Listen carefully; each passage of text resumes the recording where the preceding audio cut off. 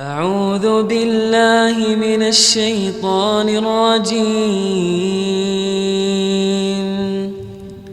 بسم الله الرحمن الرحيم السلام عليكم ورحمة الله وبركاته. الحمد لله إن الحمد لله نحمده ونستعينه ونستغفره ونعوذ بالله من شرور أنفسنا ومن سيئات أعمالنا. من يهده الله فلا مضل له ومن يضلله فلا هادي له.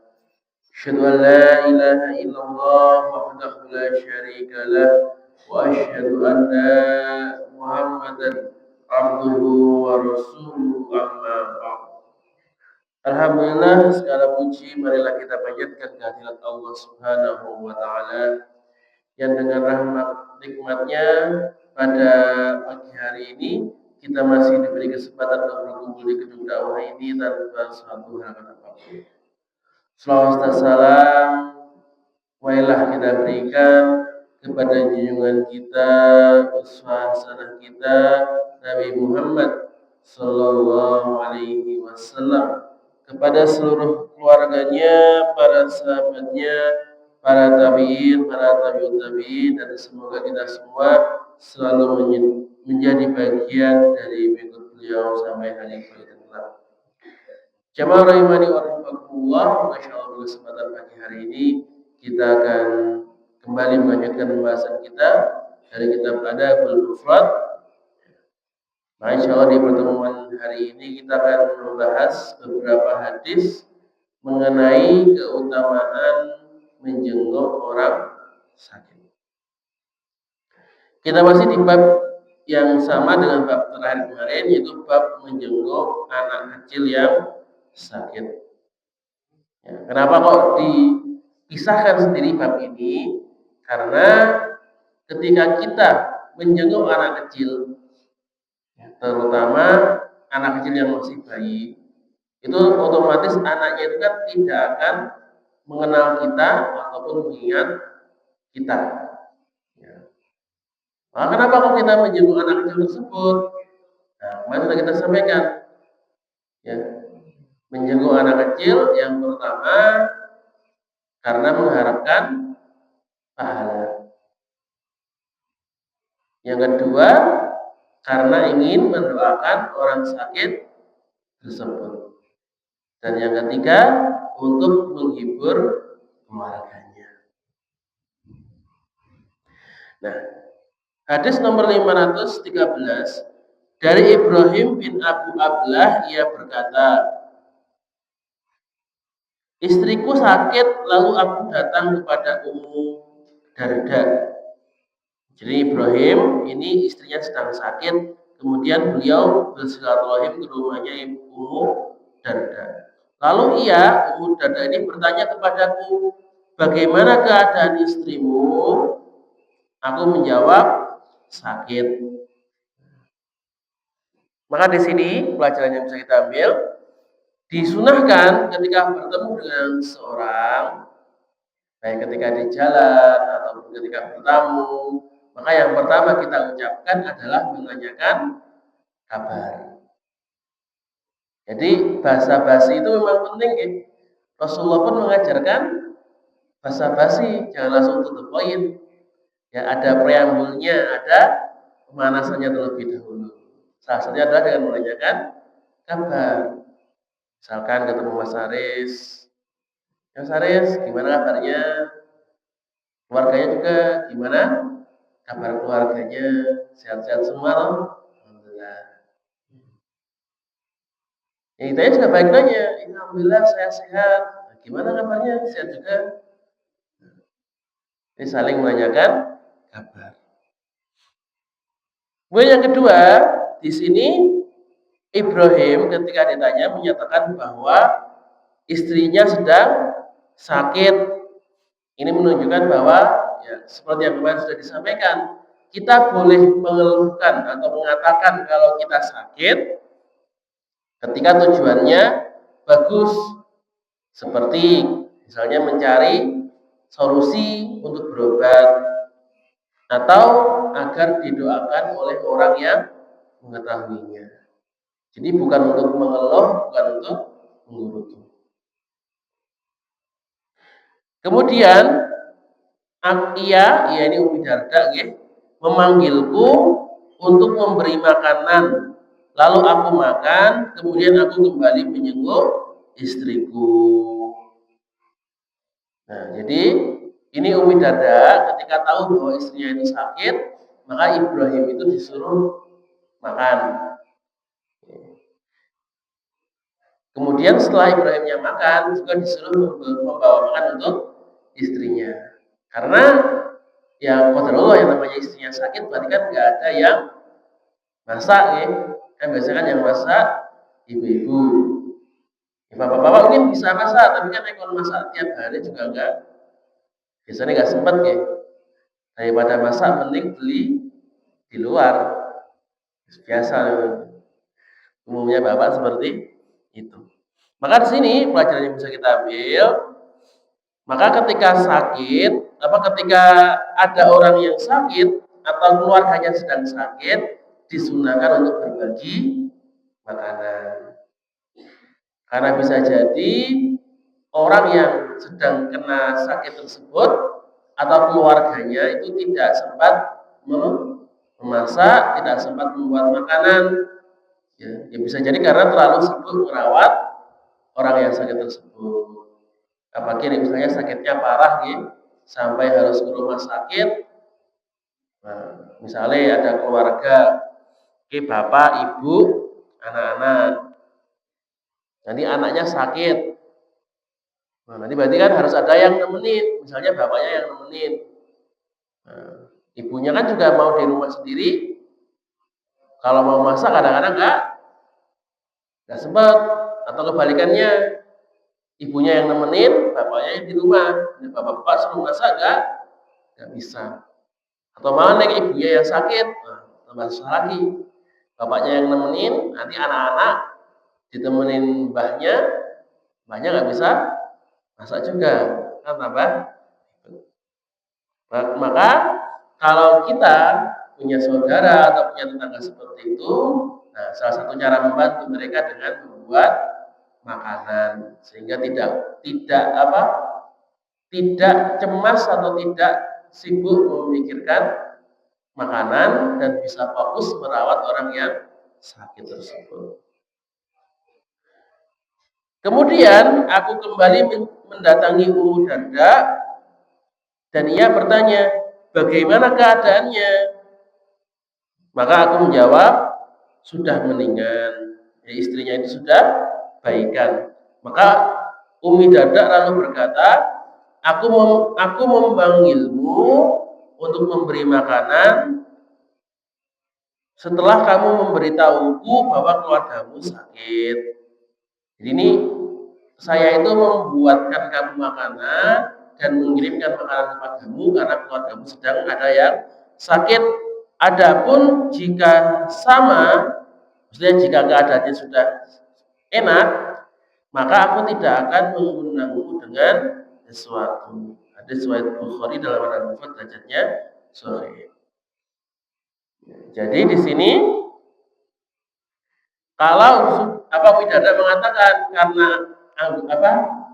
kondisinya sudah meninggal, ya berarti tidak dibuat makanan lagi. Maka di sini pelajaran yang bisa diambil, maka disunahkan untuk mengabarkan kabar gembira kepada orang lain, sebagaimana Ibrahim, ya, ketika istri yang sudah sehat disampaikan kepada Ummu Darda, alhamdulillah ini istrinya sudah sehat, sudah tidak sakit lagi. Jadi kalau kita punya kabar gembira, kabar menyenangkan, ya kita bantu, ya kita sebarkan, bukan untuk menyombongkan diri, ya, tapi untuk membagikan kebahagiaan kita. Kemudian yang kelima, boleh untuk tidak memberikan makanan kepada orang yang sudah tidak membutuhkan.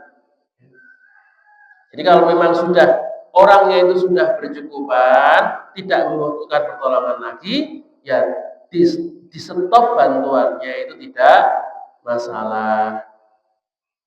Seperti Ummu Darda, ketika Ibrahim ini membutuhkan bantuan karena tidak ada yang masak, maka dikasih makanan. Nah, ketika istrinya sudah sembuh, berarti bisa masak lagi, ya sudah, berarti tidak perlu dikasih makanan lagi. Sama misalkan ada di lingkungan kita, ada orang yang miskin, fakir, tidak punya apa-apa, butuh bantuan, ya kita bantu. Ya, bantu harta, kita bantu carikan pekerjaan. Nah, setelah misalkan dia itu dapat pekerjaan, sudah bisa menafkahi dirinya walaupun pasan, ya sudah, bantuannya bisa dicabut. Kemudian gimana bantuannya? Disalurkan kepada orang yang lebih membutuhkan. Ya. Kalau memang dia sudah berkecukupan, ya, bisa memenuhi kebutuhannya sendiri, berarti kan termasuk orang-orang yang tidak mendesak untuk ditolong. Masih banyak orang-orang lain yang lebih membutuhkan. Kalau masih ada yang lebih miskin, yang lebih butuh, yang lebih prioritas, itu yang harus diutamakan. Jamaah rahimani wa rahimakumullah, kita masuk kepada bab yang selanjutnya, yaitu bab Nabi menjenguk orang Arab Badui. Maka yang dimaksud dengan Badui ini itu adalah orang yang hidup di padang pasir. Jadi kan kalau di Arab itu ada dua kasta gitu biasanya. Yang pertama itu orang yang tinggal di kota, ya tinggal di dalam kota, Madinah, di Mekah, di Riyadh, yang memang tinggalnya itu di pemukiman, punya rumah. Itu orang yang biasanya orang kota, gitu, orang yang berkecukupan. Nah, yang kedua itu ada orang Badui. Orang Badui itu karena dia nggak punya tanah, nggak punya rumah di kota, tinggalnya itu di padang pasir. Biasanya itu tinggalnya di tenda, kemudian sering berpindah-pindah sesuai dengan sumber air. Jadi tinggalnya di sekitar oasis sih. Kalau oasisnya kering, pindah nyari sumber air yang lainnya.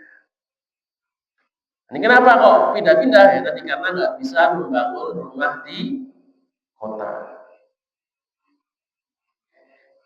Tadi orang Badui ini kan orang, biasanya kalau kita orang lebih rendah ya derajatnya, karena lebih miskin, bukan termasuk orang yang terhormat.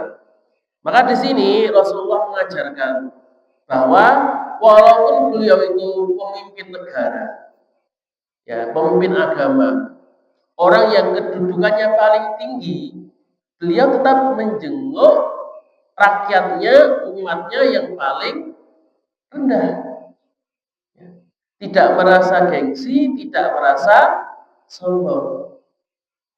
Maka di sini Nabi mengajarkan kepada kita untuk menyebarkan kasih sayang kepada seluruh elemen masyarakat.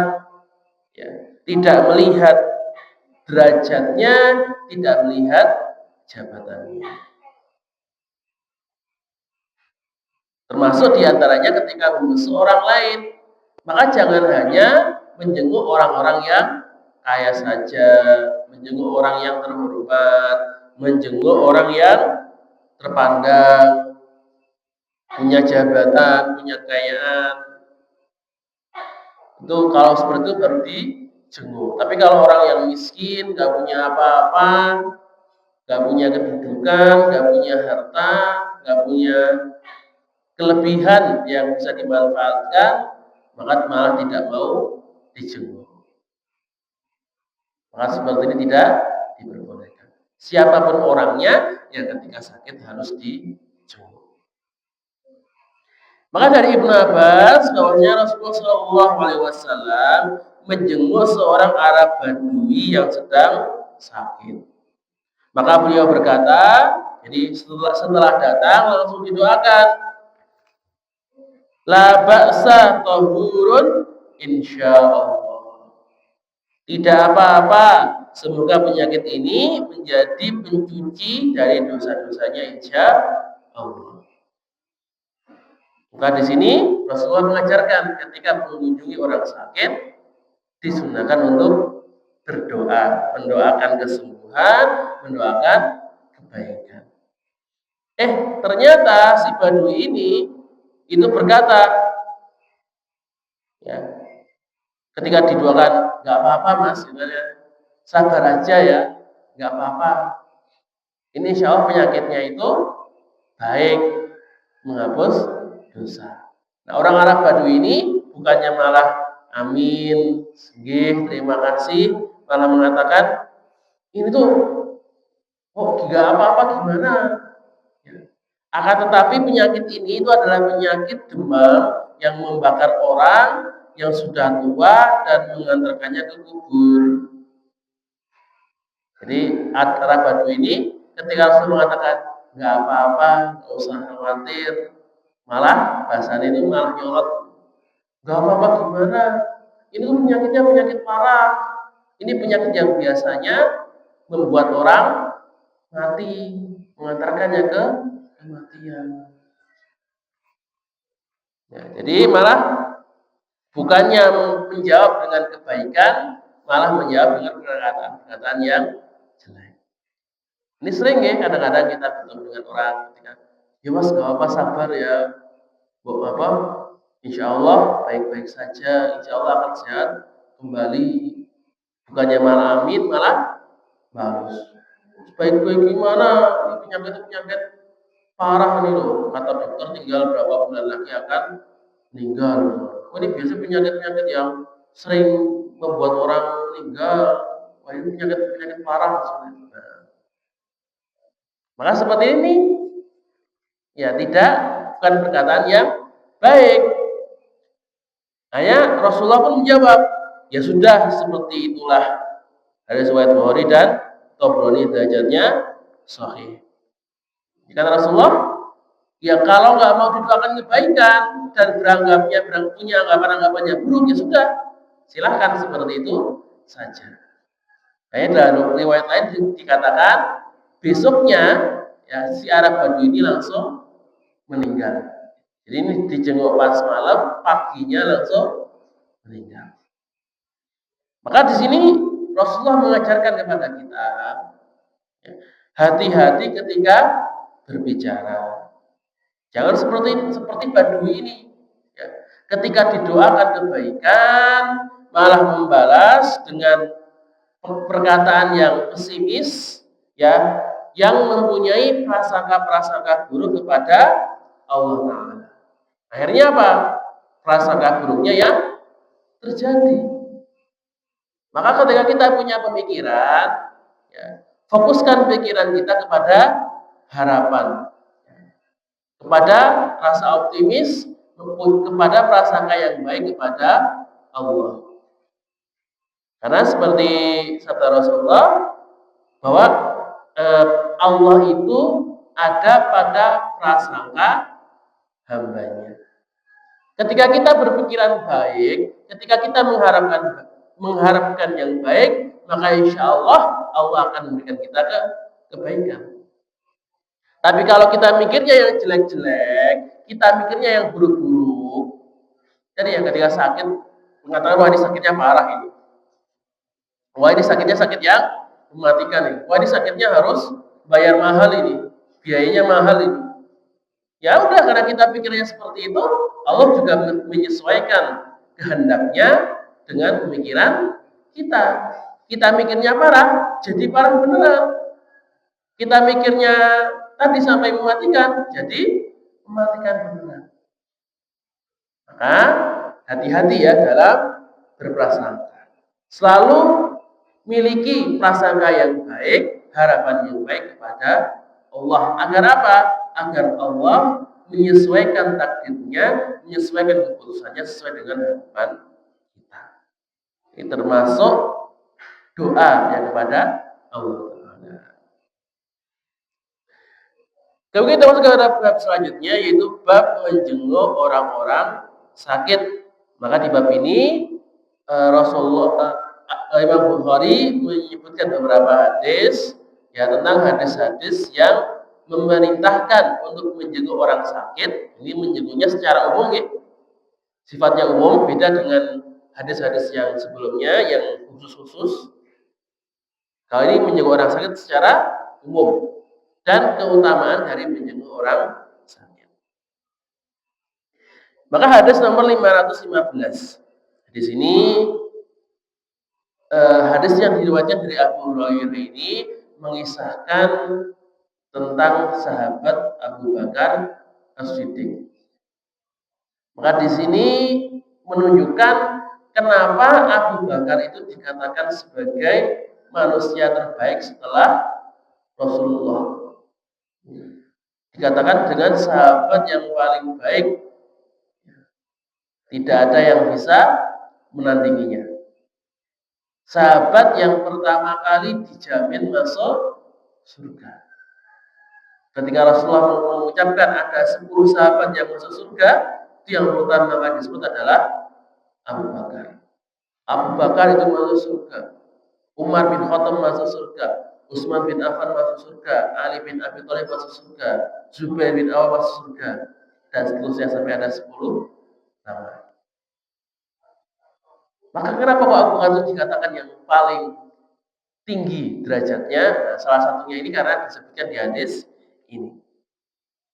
Dari Abu Hurairah bahwa Nabi Shallallahu Alaihi Wasallam bersabda, ini ketika ngumpul-ngumpul bareng dalam satu majelis, beliau bertanya, siapa di antara kalian yang hari ini puasa? Abu Bakar menjawab, saya ya Rasulullah. Puasa satu. Maka beliau pun bertanya lagi, siapa yang di antara kalian yang hari ini menjenguk orang sakit? Abu Bakar lagi yang berkata, saya Rasulullah. 2. Yang ketiga, beliau bertanya lagi, siapa di antara kalian yang hari ini mengikuti jenazah? Maka Abu Bakar menjawab, saya lagi. Dan beliau bertanya lagi, siapa di antara kalian yang hari ini memberi makan pada orang miskin? Maka Abu Bakar menjawab, saya. Maka Marwan berkata, telah ramai kepadaku bahwa Nabi Shallallahu Alaihi Wasallam bersabda, tidaklah berkumpul sifat-sifat tersebut pada diri seseorang dalam satu hari kecuali ia akan masuk surga. Hadis riwayat Muslim derajatnya sahih. Nah, di sini Rasulullah, kalau ya kita bisa melakukan 4 amal ini dalam satu hari, ya, berpuasa, menjenguk orang sakit, mengantarkan jenazah, dan memberi makan pada orang miskin, itu bisa menjadi kunci kita, sarana kita untuk masuk surga. Nek puasa, insya Allah paling mudah gimana? Nah, nek memberi makan orang miskin, ya mungkin lebih susah, tapi kan nyari bisa lah. Ke kebunderan, ke pasar kan banyak orang yang minta-minta, kasih kan bisa. Nah, atau kalau menjenguk orang sakit, ya kalaupun tidak ada yang sakit, pasar datang ke rumah sakit, jenguk siapa saja kan bisa gitu. Kan kadang menjenguk kan nggak harus kenal ya. Rumah sakit, assalamualaikum Pak. Terus situ niki, wah niki insyaallah badhe menjenguk mawon. Nah, sing agak angel nih sing kedua tadi mengantarkan jenazah. Kan nggak setiap hari orang meninggal ya. Kan nggak mungkin juga kita nyari orang yang meninggal kan juga nggak bisa juga. Ya kadang-kadang ya sesuai dengan takdir Allah kapan ada yang meninggal. Maka ini juga menunjukkan bagaimana keutamaan dari 4 amal ini, bahwa dengan 4 amal ini itu bisa menjadi pembuka pintu surga. Itu ya, 4 amal: berpuasa, mengunjungi orang sakit, mengantarkan jenazah, dan yang terakhir memberi makan orang miskin. Kemudian hadis nomor 516. Dari Jabir ia berkata, Nabi mendatangi Ummu Sa'ib yang saat itu sudah gemetaran. Lalu beliau bertanya, ada apa denganmu? Maka ia menjawab, aku kena penyakit demam, semoga Allah menghinakan penyakit itu.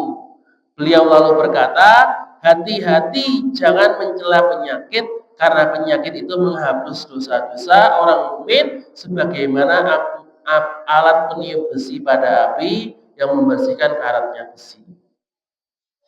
Maka di hadis ini Rasulullah itu melarang kita untuk mencela, untuk mengeluh ya ketika sakit. Terutama yang di sini dilarang adalah melaknat penyakitnya tadi, mencela penyakitnya. Wah, kenapa sih kok aku sakit seperti ini? Ini penyakitnya itu kok nggak kenal waktu nih. Harusnya dihilangkan, harusnya dimusnahkan oleh Allah Ta'ala. Ini seperti harusnya dihinakan oleh Allah Ta'ala. Maka seperti tidak diperbolehkan. Menjadi dalil bahwa kita itu dilarang untuk melaknat makhluk Allah, melaknat ciptaan Allah, walaupun mungkin makhluk itu merugikan kita. Misalnya nggak boleh melaknat hama, ya, melaknat penyakit, melaknat waktu, ya, melaknat tempat itu tidak boleh. Kecuali memang ada perintah untuk melaknatnya, itu beda lagi. Tapi kalau tidak ada, itu tidak boleh dicela, tidak boleh dilaknat. Kenapa? Karena bisa jadi walaupun saat ini itu membuat kita rugi, tapi ada hikmah yang lebih besar yang Allah sembunyikan dari kita yang kita belum tahu. Contohnya ini rasa sakit. Ya rasa sakit itu mungkin sekarang itu kita merasakan sakit, kita merasakan tidak enak, kita merasakan penderitaan. Tapi di balik penderitaan itu, kata Rasulullah, sakit itu akan menjadi pembakar dosa-dosa kita. Dan karena kita itu punya banyak sekali dosa, kita benar-benar membutuhkan pembakar dosa. Maka semakin besar sakitnya, semakin besar pula dosa yang dihapuskan. Jadi di balik penyakit itu, di balik penderitaan itu ada hikmah yang luar biasa. Maka jangan mudah untuk mencaci, untuk melaknat sesuatu. Karena bisa, kalaupun mungkin sekarang membuat kita rugi, membuat kita menderita, membuat kita kehilangan sesuatu, tapi di balik itu, insya Allah ada hikmah yang sangat besar. Kemudian hadis nomor 517 dari Abu Hurairah radhiyallahu anhu bahwa Rasulullah bersabda, Allah berfirman. Nah ini ya, kalau ada hadis di dalamnya ada Allah berfirman, namanya hadis apa? Hadis Qudsi.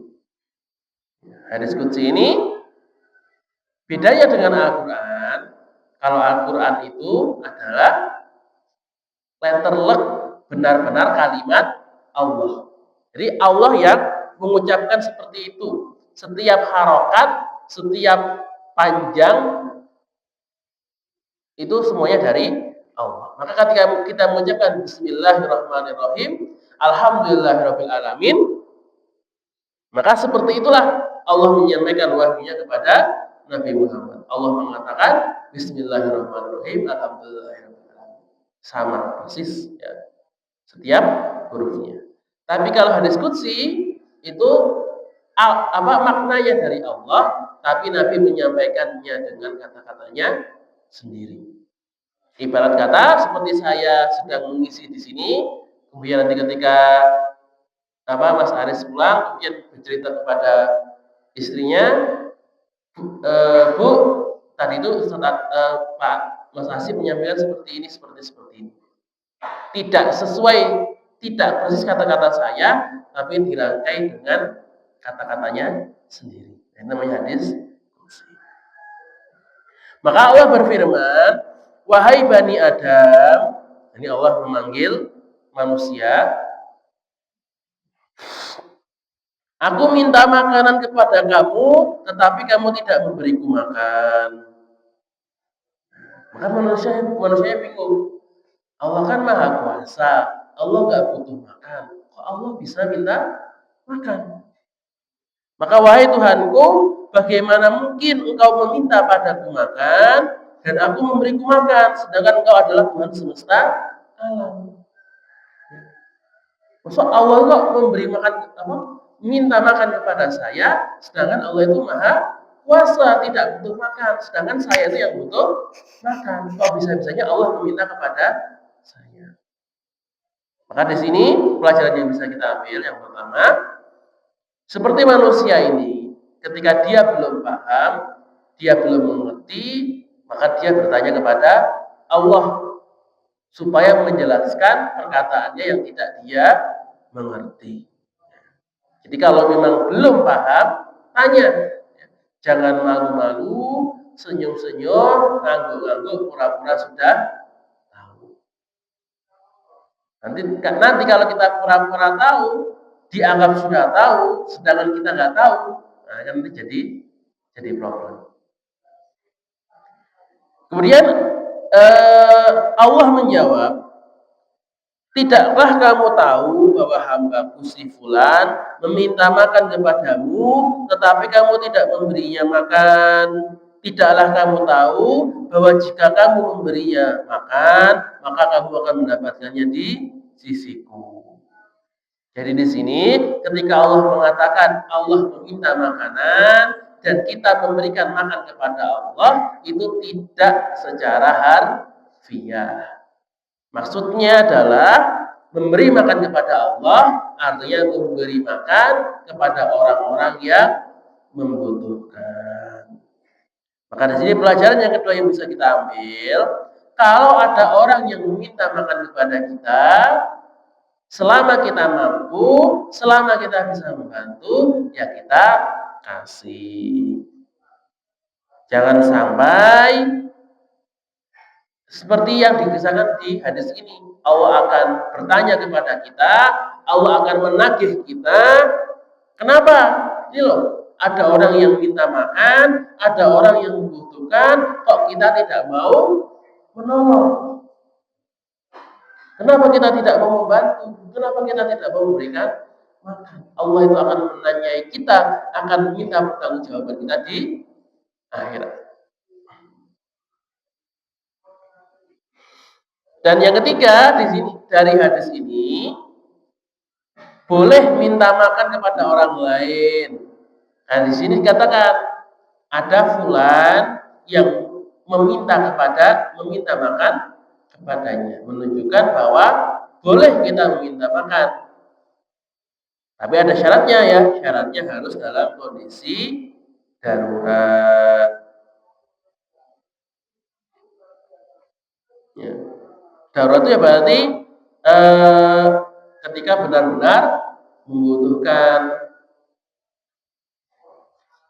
Sebagaimana disebutkan dalam hadis yang lain bahwa tidak boleh kita itu meminta-minta kecuali dalam kondisi darurat. Kondisi darurat itu yang benar-benar membutuhkan. Kita tidak bisa mencari sendiri. Ya, misalkan tadi uangnya sudah habis, ini sudah bekerja, ini benar tidak punya apa-apa lagi, berasnya sudah habis, lauknya sudah habis, kebunnya, sayurnya sudah nggak ada lagi, nggak ada yang bisa dimakan, ya sudah. Nah, berarti kondisi seperti ini sudah tidak ada apa-apa, kita sudah berusaha, sudah bekerja tapi juga tidak dapat, boleh meminta bantuan kepada orang lain. Tapi kalau misalnya kita masih bisa memenuhinya sendiri, kita bisa menjalankannya sendiri, tidak boleh meminta. Kemudian Allah melanjutkan, Allah berfirman, wahai Bani Adam, aku telah meminta minum kepadaku, tapi kamu tidak memberiku minum. Maka ia menjawab, wahai Tuhanku, bagaimana mungkin aku memberimu minum, padahal engkau adalah Tuhan semesta alam. Maka Allah menjawab, hambaku si fulan meminta kepadamu minuman, tetapi kamu tidak memberinya minum. Tidaklah kamu tahu bahwa jika kamu memberinya minum, maka kamu akan mendapatkannya di sisiku. Sama seperti makan tadi, nggih. Allah juga menyuruh kita untuk memberikan minum kepada orang-orang yang membutuhkan. Jadi misalkan ketika ada paceklik, ada kekeringan, sumber air sedang susah, kelingan iklannya, sumber air sudah susah.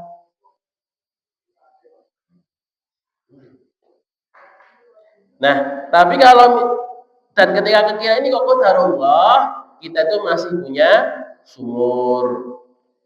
Dan alhamdulillah sumur kita belum kering, ya masih mengalir.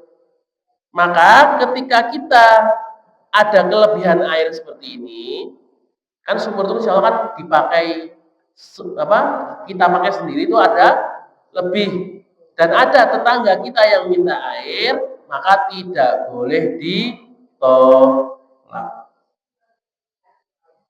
Minta air, Mbak, saya nggak ada air. Ya monggo, silakan ngambil. Tadi tentu selama kita masih bisa membantu. Nggak ada, misalkan kita punya sumur, sumurnya juga mau kering, ya tidak wajib, ya. Mas, sumur saya buat saya sendiri saja tidak cukup. Ya kalau sama-sama tidak cukup, ya kita utamakan untuk diri kita sendiri. Kalau kita tidak mau menolong, sama seperti tadi, akan dimintai tanggung jawab di akhirat. Dan yang terakhir Allah berfirman, wahai Bani Adam, aku sakit tetapi kamu tidak menjengukku. Maka ia menjawab, wahai Tuhanku, bagaimana aku menjengukmu sedangkan engkau adalah Tuhan semesta alam? Maka Allah menjawab, tidaklah kamu tahu bahwa hambaku si fulan itu sakit. Jika kamu menjenguknya, maka kamu akan mendapatkannya di sisiku dan kamu mendapatkan aku di sisinya. Dan di sini Allah menekankan, ketika ada saudara yang sakit, ya harus dijenguk. Jangan sampai ada saudara kita yang sakit, kemudian jangankan menjenguknya, kadang-kadang dia tidak sadar. Tidak tahu bahwa tetangganya sedang sakit, tetangganya sedang ambruk, sakit parah, butuh bantuan, dia tidak sadar. Itu jangan sampai. Kemudian hadis nomor 518. Dari Abu Sa'id radhiyallahu anhu bahwa Nabi sallallahu alaihi wasallam bersabda, jengulah orang yang sakit dan ikutilah jenazah, niscaya hal itu akan mengingatkanmu kepada akhirat. Maka di sini Rasulullah memerintahkan yang pertama untuk menjenguk orang sakit. Walaupun sifatnya itu perintah, tapi mayoritas ulama mengatakan kalau menjenguk orang sakit itu hukumnya sunnah. Defaultnya itu sunnah. Walaupun dalam beberapa hal itu bisa menjadi wajib. Kapan menjenguk orang sakit itu menjadi wajib? Yang pertama, ketika kita tidak menjenguk, maka orangnya bisa meninggal. Contohnya, ada orang sakit, butuh oksigen, dan yang punya oksigen itu cuma kita. Maka wajib kita menjenguk, membawakan oksigen. Karena kalau kita tidak membawakannya, ini bisa-bisa besok sudah meninggal.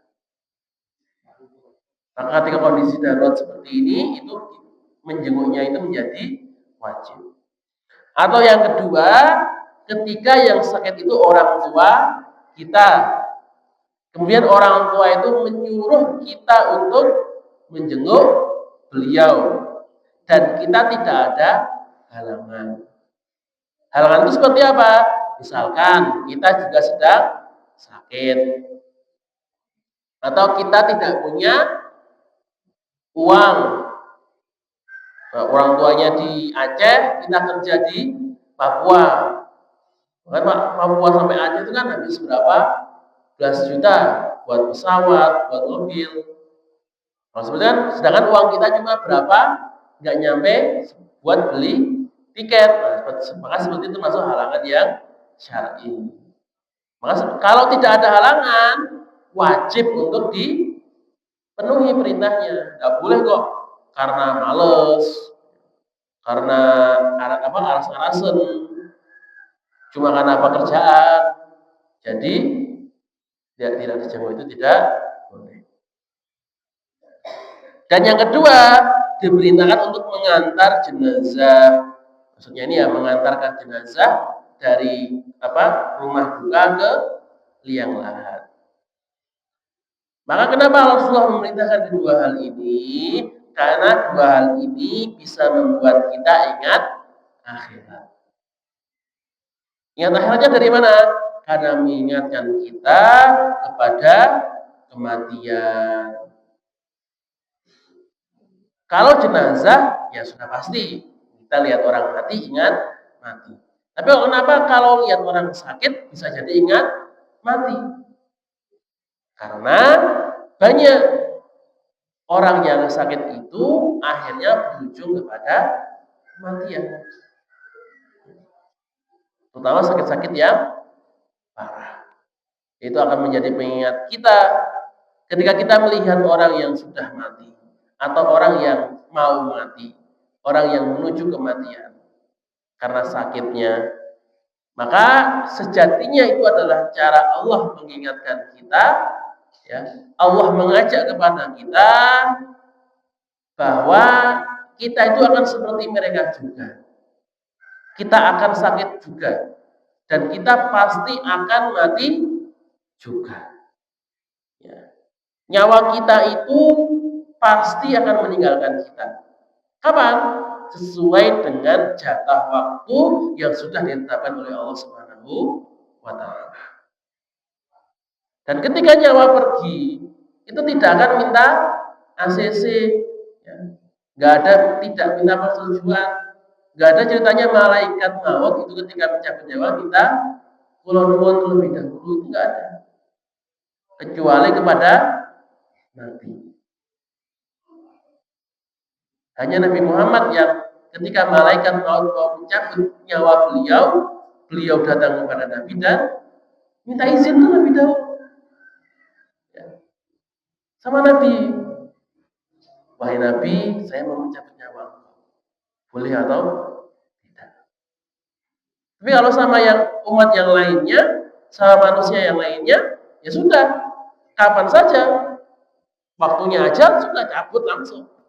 Gak ada ceritanya kulon won, minta ACC, minta persetujuan, gak ada. Maka ya ketika kita tahu bahwa maut itu akan datang, nyawa itu akan melayang, ya mau persiapkanlah diri kita. Sudah siapkah kita untuk menghadapi maut tersebut? Dengan apa? Ya dengan mencari bekal sebanyak-banyaknya. Ya, sebenarnya masih ada satu hadis lagi, tapi ini sudah masuk waktu syuruk ya, pas 5.20. Nanti insya Allah hadis ini akan kita bahas di pertemuan berikutnya. Nah, di sini keutamaannya menjenguk orang dijelaskan ada 3 hak seorang muslim yang wajib didapatkan dari muslim yang lainnya. Ya, sebelum saya tutup, ada pertanyaan terlebih dahulu, ibu-ibu dan bapak-bapak. Kalau tidak ada, aqul qouli hadza, jika ada salah kata maka datangnya dari diri saya sendiri dan saya mohon maaf sebesar-besarnya, dan jika ada kebenaran maka datangnya dari Allah Subhanahu wa Ta'ala, dan semoga kebenaran ini bisa kita terapkan dalam kehidupan kita sehari-hari. Bila taufiq wal hidayah wal inayah, nun wal qalam wa yastur mustabiqul khairat, subhana rabbika rabbil izzati amma yasifun, wassalamun alal mursalin walhamdulillahi rabbil alamin. Assalamu alaikum warahmatullahi wabarakatuh. سبحان ربك رب العزة عما يصفون وسلام على المرسلين والحمد لله رب العالمين. صدق الله